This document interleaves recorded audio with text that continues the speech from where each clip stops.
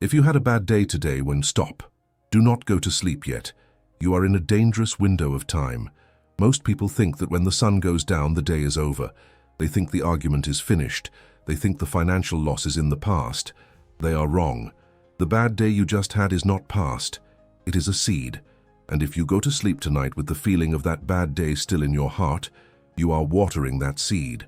You are giving your subconscious mind a direct command to replicate that bad day tomorrow and the next day and the next. You are not just having a bad day. You are manifesting a bad life. But there is a loophole. There is a specific technique that allows you to intervene before the seed takes root. You can literally delete the bad day from your energetic record before it has the chance to manifest as your future. Today, I'm going to teach you how to use the pruning shears of revision, not just to feel better, but to stop the momentum of bad luck dead in its tracks. Where does the past exist? Does it exist in the room with you? Can you point to it? Can you touch it? No. The past exists entirely within your own imagination. It exists as a memory. And memory is not a recording. Memory is a living, breathing act of creation that is taking place in the present moment. Every time you remember a financial failure, you are not looking at a photograph. You are reconstructing the event. You are rebuilding the failure brick by brick inside your nervous system. You are bringing the ghost back to life and letting it haunt you. And because you believe the past is fixed, you submit to it. You bow down to the facts of your history. You say, I am poor because I made bad investments in 2019. You say, I am lonely because my partner left me in 2021. You say, I am unworthy because my father said so in 1995. You use the past as an excuse to limit your God-given power in the present. But Neville Goddard gave us a weapon so powerful, so radical, and so dangerous to the old structure of reality that most people are afraid to use it. He called it the pruning shears of revision. And today I am going to teach you how to use this weapon, not to accept your past, not to heal from your past, but to change it, literally. We are going to learn how to enter the archives of your history and edit the tape. We are going to learn how to rewrite the script of your life, not just for the future, but for the days that have already gone. Because unless you change the past will dictate your future. This is the cycle of karma. This is the loop of repetition. And revision is the only way to break the loop. But before you can pick up the scissors, you must understand the nature of the thing you are trying to cut. You must understand the difference between memory and imagination, or rather the lack of difference. We have been taught that memory and imagination are two different faculties. We think memory is real because it happened. We think imagination is fake because it hasn't happened yet. But to your brain and to the universe, they are exactly the same thing. Neuroscience tells us that when you recall a memory, you use the exact same neural pathways as when you imagine a future event. The brain does not know the difference between remembering a kiss and imagining a kiss. It releases the same dopamine. It fires the same neurons. The brain does not know the difference between remembering a bankruptcy and imagining a bankruptcy. It releases the same cortisol. It tightens the same muscles. Think of your day like a video file recorded on a hard drive.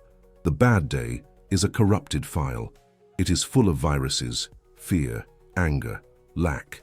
If you save this file to the hard drive of your subconscious tonight, the virus will spread. It will corrupt your tomorrow. Most people save the file automatically. They replay the bad moments in the shower. They replay them in bed. They hit save and wonder why their computer crashes the next morning. You must learn to hit delete. So here is the shocking truth.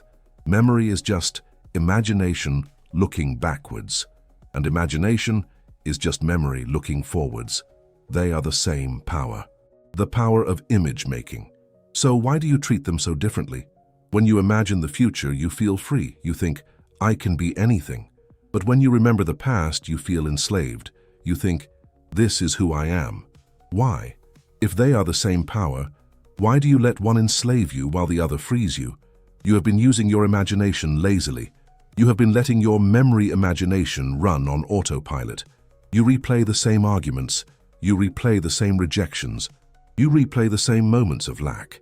And every time you replay them, you restamp them into your subconscious mind. Neville said, to attempt to change circumstances before you change your imaginal activity is to struggle against the very nature of things. Your imaginal activity includes your memory. If you are trying to manifest wealth in the future, but you spend your day remembering how poor you were yesterday, you are cancelling out your own prayer.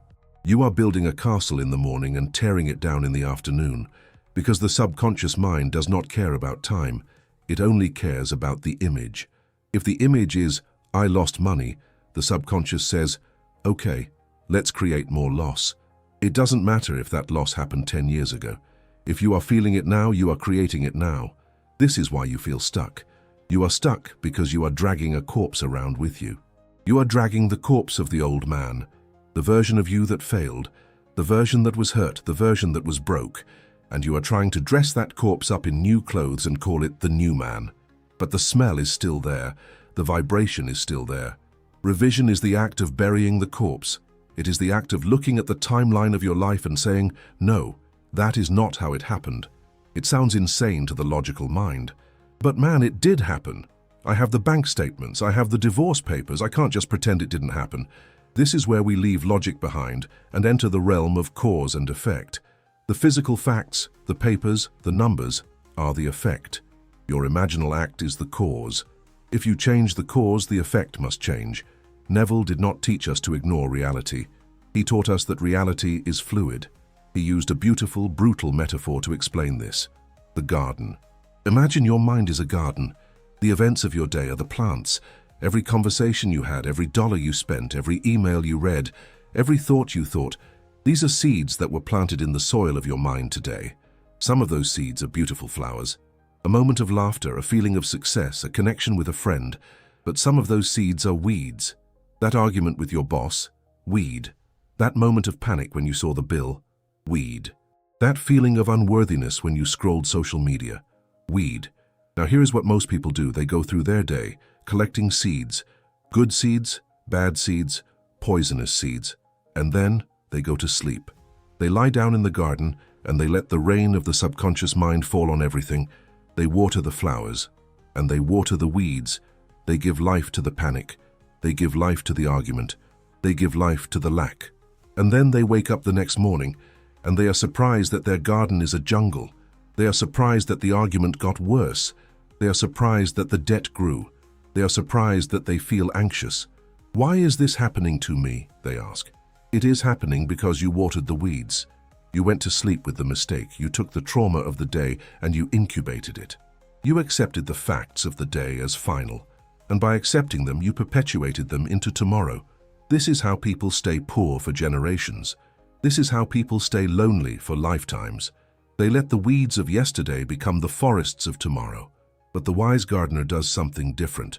The wise gardener does not go to sleep in a jungle. Before the sun sets, the wise gardener walks through the garden of their mind. They look at the plants. They see the flower of joy and they say, "Good, keep this."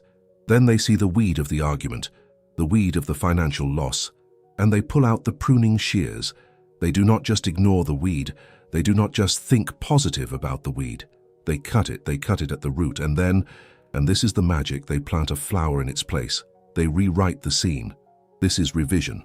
Revision is the act of reviewing your day, identifying the moments that did not align with your wish fulfilled, and rewriting them as if they had happened the way you wanted. It is mental time travel, and it is not a metaphor.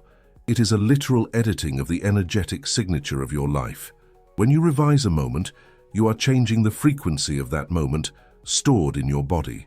If you revise a moment of poverty into a moment of abundance, your nervous system releases the trauma of the poverty. It stops vibrating in lack. It starts vibrating in having. And because the universe responds to your vibration, not your history, your future changes. You are no longer the person who lost money. You are now the person who invested wisely.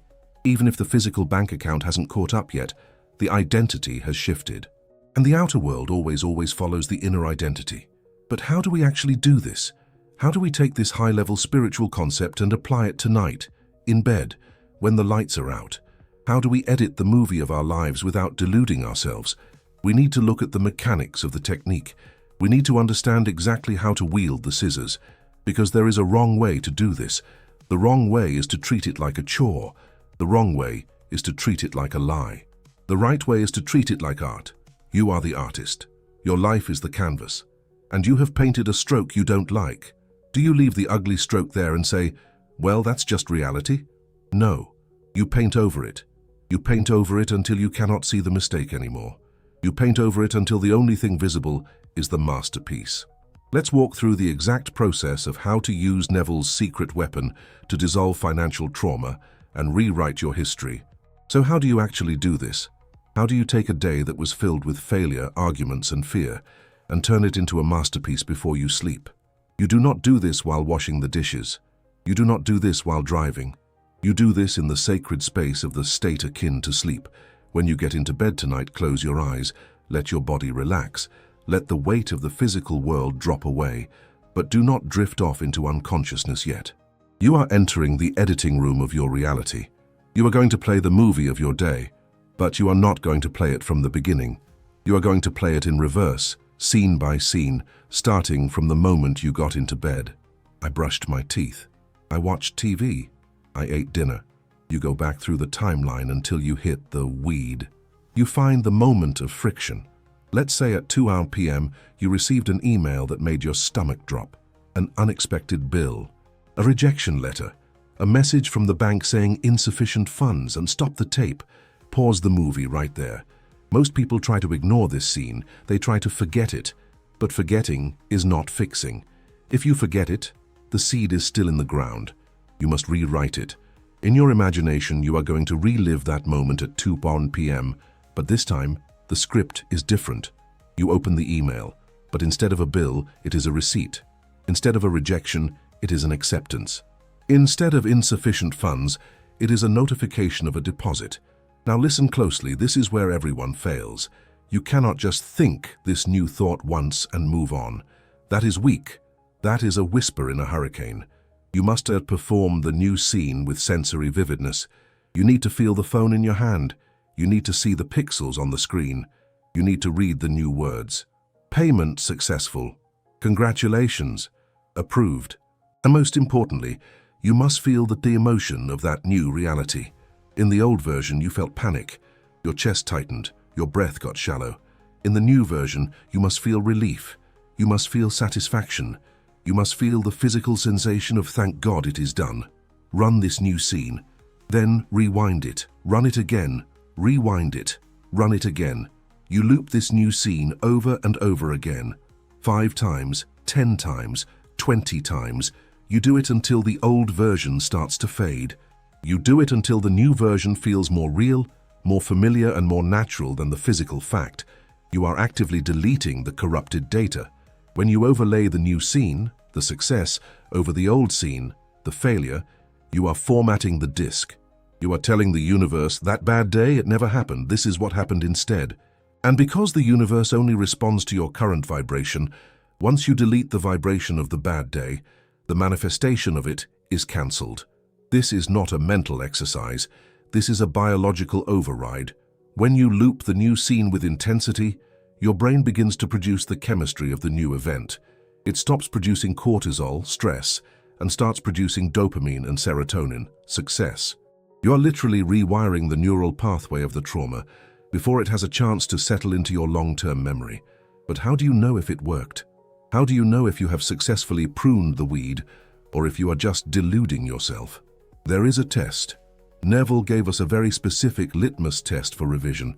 After you have looped the scene, try to think about the original event. Try to remember the bill, or the rejection, or the argument. If you still feel a sharp pang of anger, fear, or sadness, you haven't finished the work. The root is still there. But if you look at the old event and you feel neutrality, if you look at it and it feels distant, like a dream that happened to someone else, or like a movie you saw a long time ago, then the pruning is complete. The fact of the event might still exist in your intellectual memory. You know, logically, that the bill arrived, but the venom D is gone. The emotional charge that would have created your future has been neutralized. You have taken the energy of lack out of your timeline, and without that energy, the weed cannot grow into tomorrow. You have sterilized the trauma. Now, we need to apply this weapon to the area where most of you are bleeding out. Money. Financial trauma is real. It is sticky. It stays in the body for decades. You might be affirming, I am wealthy today, but your body is still reacting to the bankruptcy of 2015. Your body is still reacting to the moment your card was declined at the grocery store 3 years ago. That shame is a living thing inside of you, and as long as that shame is alive, it is acting as a repellent to wealth. You cannot build a skyscraper of abundance on a foundation of shame. You must use revision to go back and clean the foundation. I want you to pick a specific memory, a memory that hurts. Maybe it was the day you lost your job. Maybe it was the day you had to ask a friend for money. Maybe it was a specific moment where you looked at a price tag and felt small, weak, and powerless. Go back to that moment tonight. Do not be afraid of it. You are the operant power. You are going back not as a victim but as an editor. Take the scene of the declined card. The cashier looks at you. The line behind you is long. You feel the heat in your face. You feel the shame. Now, cut the tape. Rewrite it. In the new scene, the cashier swipes the card. Beep. Approved. She hands you the receipt. You smile, you grab the bags, you feel the weight of the bags in your hands. You walk out of the store feeling dignified. You feel the security of knowing there is more than enough in the account. Loop it. Feel the dignity. Feel the power. Feel the normalcy of wealth. Why are we doing this? Are we trying to magically change the bank records of 3 years ago? Are we trying to make the bank send you an apology letter for a declined card from the past? No. That is not the point. The point is to change your identity in the present. The person who walked out of that store in shame is an identity of the victim. The person who walks out of that store in the revised scene is an identity of the wealthy. When you revise that memory, you are telling your subconscious mind, I have always been wealthy. Even back then, I was wealthy. There was never a moment of lack. You are repairing the timeline. You are removing the scar tissue of poverty. When you have scar tissue, the skin is tight. It cannot stretch, it cannot grow. When you remove the scar tissue of financial trauma through revision, you create space. You become flexible again. You become open. And suddenly, in your present life, money starts to move differently. Why? Because you are no longer vibrating with the frequency of, I have been hurt by money.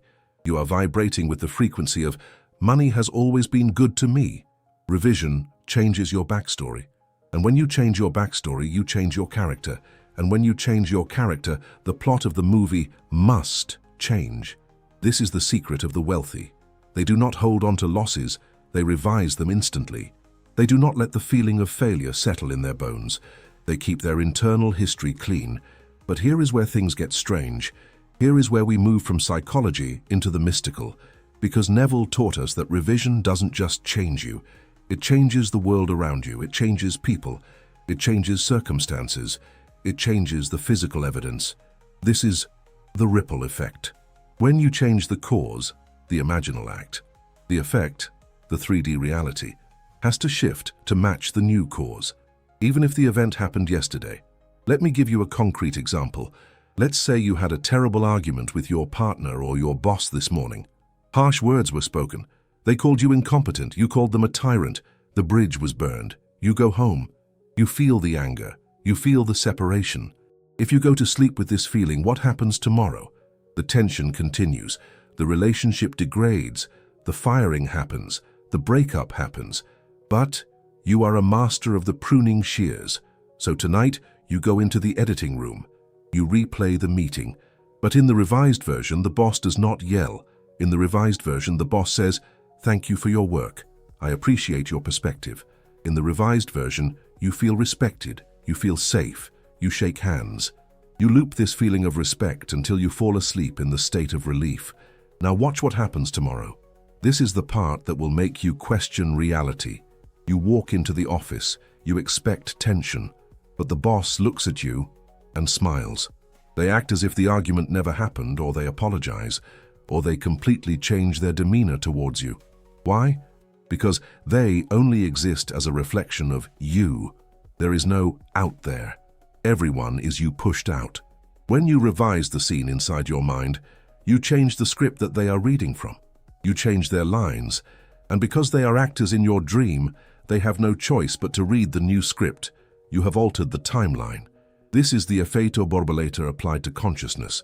A small change in the imaginal past creates a massive shift in the physical future. If you revise a letter of rejection into a letter of acceptance, Do not be surprised if you get an email the next day saying, "Actually, we reconsidered," or "A spot opened up," or "A better opportunity appears out of nowhere." You moved the obstacle in the past, so the road opened in the present. This is why Neville called it changing history. You aren't just changing your memory, you are changing the energetic architecture of the universe. You are proving to yourself that time is not your master. You are the master of time. You can go back and fix anything. You can go back to your childhood and revise the way your parents treated you. You can go back to your first relationship and revise the heartbreak. You can go back to your biggest financial mistake and revise it into a lesson that led to millions. Nothing is lost. Nothing is fatal. As long as you have your imagination, you have a time machine. But there is a catch. This weapon only works if you use it, and most people are too lazy or too addicted to their victimhood to pick up the scissors. They prefer to complain about the weeds rather than cut them. You must make this a habit. You must make this your spiritual hygiene. Just as you would never go to sleep with dirt on your body, you must never go to sleep with dirt on your mind. But even after you revise the mind, sometimes the body remembers. Sometimes, even after you have rewritten the script, the nervous system is still shaking from the old scene. We need to address the biological echo of the past. We have talked about revision as a weapon. We have talked about it as a time machine. But now, I need you to see it as something far more ordinary. I need you to see it as hygiene. Most people treat the pruning shears of revision like a spare tire. They only use it when they have a flat. They only use it when a crisis happens. When they get fired, they revise. When they get dumped, they revise. When they lose money, they revise. This is better than nothing. But it is not mastery. Mastery is using the pruning shears like a toothbrush. Think about this. You would never go to sleep with rotting food in your teeth. You know that if you do, the bacteria will grow overnight. You know it will create cavities. You know it will cause pain in the future. So, no matter how tired you are, you brush your teeth. It is non-negotiable. But every single night, most of you go to sleep with rotting thoughts in your mind. You go to sleep with the residue of financial stress. You go to sleep with the bacteria of unworthiness. You go to sleep with the plaque of "I am not enough." And then you wonder why your life is decaying. You wonder why you have cavities in your bank account and cavities in your relationships. It is because you have poor spiritual hygiene. You are allowing the weeds of the day to take root in the fertile soil of your subconscious mind during the night. And the subconscious mind does not sleep. It grows whatever you give it. If you give it the memory of a fight, it grows a war. If you give it the memory of lack, it grows poverty. So here is the rule, the golden rule of the Neville Goddard student. Write this down. Tattoo it on your mind. Never go to sleep with a mistake. I don't care how small the mistake was. Maybe it wasn't a catastrophe. Maybe it was just a moment of weakness. Maybe you walked past a coffee shop and thought, "That's too expensive for me." Maybe you looked at a luxury car and felt a twinge of jealousy instead of ownership. Maybe you checked your bank account and sighed. These seem like small things, but they are seeds. And a small weed seed grows into a giant weed, just as easily as a small flower seed grows into a giant rose. You must catch these moments. Every night before you drift off, you must perform your hygiene. Run the tape of the day. Spot the moment you felt poor. Spot the moment you felt small. Spot the moment you reacted to the 3D with fear. And prune it. Snip. Replace it. I didn't feel poor at the coffee shop. I felt abundant. I chose not to buy the coffee because I didn't want it. Not because I couldn't afford it. I didn't feel jealousy at the car. I felt admiration. I felt like it was my own car parked there. I didn't sigh at my bank account. I smiled at the potential. Clean the slate. Every single night. When you do this, you stop the accumulation of negative momentum. Most people's lives are a snowball of past trauma rolling down a hill, getting bigger and bigger. Revision stops the snowball. It melts it every night. You wake up every morning fresh. You wake up with a clean canvas. You wake up with zero resistance. And when there is zero resistance, the manifestation flows naturally. It doesn't have to fight through a jungle of old weeds to get to you. This is the discipline of the gods. It is not glamorous. It is not a magic ritual with candles and crystals. It is simply the refusal to accept anything less than perfection in your own history. It is the refusal to let the old man sleep in your bed. But there is one final piece to this puzzle, and this is the piece that explains why some of you revise and revise, but still feel stuck. You rewrite the script in your mind. You visualize the new scene. You feel the relief intellectually, but your body is still shaking. Your mind says, I am wealthy, but your stomach says, we are starving. Your mind says, I am safe, but your chest says, we are under attack. Why does this happen? It happens because the body is slower than the mind. The mind is electricity. It can change direction instantly. The body is chemistry. It has mass. It has momentum. Your nervous system is an archive of your past. It has stored the memory of every financial trauma, every rejection and every failure in your muscles, in your fascia, and in your cells. This is what we call the biological echo. Even after you use the pruning shears to cut the weed in your mind, the root might still be tangled in your nervous system. You might revise the car accident, but your body still flinches when you hear a screeching tire.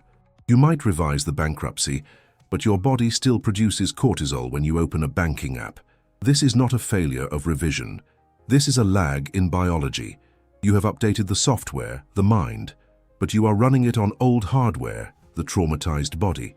And if the hardware is corrupted, the software cannot run smoothly. If your nervous system is stuck in a state of survival and protection, it will reject the new reality you are trying to install. It will say, this new memory of wealth feels dangerous, I don't trust it. Go back to the old memory of poverty. Poverty is safe. We know how to survive poverty. So, how do we fix this? How do we get the body to agree with the mind? We need a FOW, biological reset. You need to manually help your nervous system release the stored trauma of the old story, so that the new story can settle in. You need to teach your body that the war is over, because revision declares peace.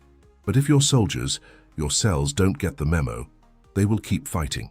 If you feel that your mind is doing the work, but your body is fighting you, if you feel the anxiety lingering even after the SATs, if you feel a physical resistance to the feeling of wealth, you don't need to visualize harder. You need to regulate. You need to speak the language of the nervous system. You have the power to delete the day mentally. But sometimes the body holds onto the file even after the mind has deleted it. The stress of the bad day stays in your shoulders. The fear stays in your stomach. And if your body keeps vibrating bad day, the manifestation will still come. You need to make sure the deletion is total, mind and body. If you want to ensure that today's stress does not become tomorrow's reality, you need to regulate your nervous system before you sleep. The protocol in the pinned comment is the empty trash button for your body. Use it to clear the physical residue of the bad day.